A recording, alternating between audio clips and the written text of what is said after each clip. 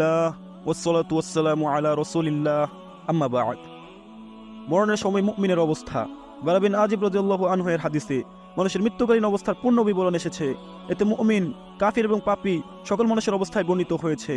বারা বিন আজিব রাদিয়াল্লাহু আনহু থেকে বর্ণিত, তিনি বলেন, আমরা রাসূলুল্লাহ সাল্লাল্লাহু আলাইহি ওয়াসাল্লামের সাথে জনক আনসারী সাহাবীর জানাজায় শরীক হওয়ার জন্য বের হলাম। তখনও কবরের খনন কাজ শেষ হয়নি।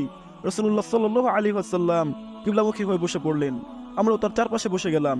তার হাতে ছিল একটি কাঠি, তা দিয়ে তিনি মাটিতে খুঁচাতে ছিলেন এবং একবার আকাশের দিকে তাকাচ্ছিলেন আর একবার জমিনের দিকে মাথা অবনত করছিলেন। তিনবার তিনি দৃষ্টি উঁচু করলেন এবং নিচু করলেন, অতঃপর বললেন, তোমরা আল্লাহর কাছে কবরের আযাব থেকে আশ্রয় চাও। কথাটি তিনি দুবার অথবা তিনবার বললেন। অতঃপর তিনি এই দোয়া করলেন, আল্লাহুম্মা ইন্নী আউযু বিকা মিন আযাবিল কবর, হে আল্লাহ, আমি আপনার কাছে কবরের আযাব থেকে আশ্রয় চাই। তারপর তিনি বললেন, মুমিন বান্দার নিকট যখন দুনিয়ার শেষ দিন এবং আখিরাতের প্রথম দিন উপস্থিত হয়, তখন আকাশ থেকে উজ্জ্বল চেহারা বিশিষ্ট একদল ফেরেশতা উপস্থিত হন। তাদের সাথে থাকে জান্নাতের পোশাক এবং জান্নাতের সুঘ্রাণ। মুমিন ব্যক্তির চোখের দৃষ্টি যতদূর যায় তারা তত দূরে বসে থাকেন। এমন সময় মালাকুল মাউত উপস্থিত হন এবং তার মাথার পাশে বসে বলতে থাকেন, হে পবিত্র আত্মা, তুমি আল্লাহর ক্ষমা ও সন্তুষ্টির দিকে বের হয়ে আসো। একথা শোনার পর মুমিন ব্যক্তির রূহ অতি সহজেই বের হয়ে আসে, যেমনভাবে কলসির মুখ দিয়ে পানি বের হয়ে থাকে। রূহ বের হওয়ার সাথে সাথে ফেরেশতাগণ তাকে জান্নাতি পোশাক পরিয়ে দেন এবং জান্নাতি সুঘ্রাণে তাকে সুরভিত করেন। তার দেহ থেকে এমন সুঘ্রাণ বের হতে থাকে যার থেকে উত্তম সুঘ্রাণ আর হতে পারে না। তাকে নিয়ে ফেরেশতাগণ আকাশের দিকে উঠে যায়। যেখান দিয়ে তাকে নিয়ে যাওয়া হয় সেখানেই ফেরেশতাগণ জিজ্ঞেস করেন, এটা কার পবিত্র আত্মা? উত্তরে অতি উত্তম নাম উচ্চারণ করে বলা হয়, অমুকের পুত্র অমুকের।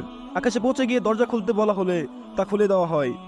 তার সাথে প্রথম আকাশের ফেরেশতাগণ দ্বিতীয় আকাশ পর্যন্ত গমন করেন। এভাবেই এক এক করে সপ্তম আকাশে পৌঁছে যান। তখন আল্লাহ তাআলা বলেন, আমার বান্দার নামটি ইলিয়নের তালিকায় লিপিবদ্ধ করে দাও। অতঃপর তাকে নিয়ে জমিনে ফিরে যাও, কেননা আমি তাকে মাটি দ্বারা সৃষ্টি করেছি। মাটির মধ্যে তাকে ফিরিয়ে দিব এবং সেখান থেকে তাকে পুনরায় জীবিত করব। তখন কবরে তার আত্মা ফেরত দেওয়া হয়। ওখানে দুজন ফেরেশতা আগমন করেন এবং জিজ্ঞাসা করেন, তোমার রব কে? তিনি উত্তরে বলেন, আমার রব হচ্ছে আল্লাহ। আবার জিজ্ঞাসা করেন, দুনিয়াতে তোমার দিন কি ছিল? তিনি উত্তর দেন, আমার দিন হচ্ছে ইসলাম।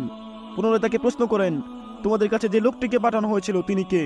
জবাবে তিনি বলেন, তিনি হলেন আমাদের নবী মুহাম্মদ সাল্লাল্লাহু আলাইহি ওয়াসাল্লাম।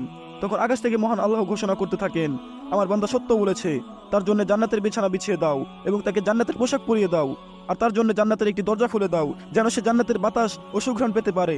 তার কবরটি দৃষ্টিসীমা পর্যন্ত প্রশস্ত করে দেওয়া হয়।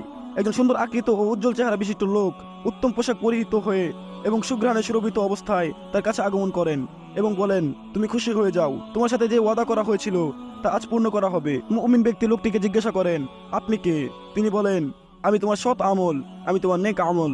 তখন মুমিন ব্যক্তি বলেন, হে আল্লাহ, আপনি এখনই কিয়ামত সংগঠিত করুন, আমি আমার পরিবারের সাথে মিলিত হব। তখন তাকে বলা হয়, তুমি এখানে আরামে ও স্বাচ্ছন্দ্যে বসবাস করতে থাকো, তোমার কোনো চিন্তা ও ভয় নেই।